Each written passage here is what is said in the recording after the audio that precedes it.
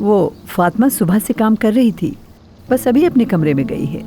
मगर उसकी बेटी यहाँ नहीं है। अरे अम्मी, आप इससे क्या सवाल कर रही हैं? तो वैसे इन दोनों के बीच में फंसी हुई है। उनसे काम करवाना मरियम ही की जिम्मेदारी है। मैं कुछ गलत नहीं कह रही हूँ सादिया।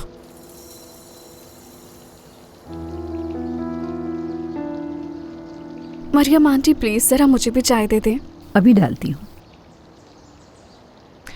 खैर, अब मुझे तो नसरीन और फातिमा के रवैये के हवाले से कोई शिकवा नहीं है। हाँ, ये सच है कि पहले मैं चाहती थी कि वो यहाँ से चले जाएं, लेकिन अगर करीम उन दोनों के लिए ऐसा करना चाहते हैं तो फिर मैं उन्हें मना कैसे कर सकती हूँ अम्मी?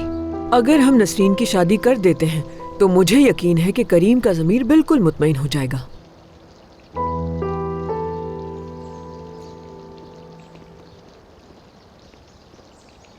Good morning. Good morning. Good morning.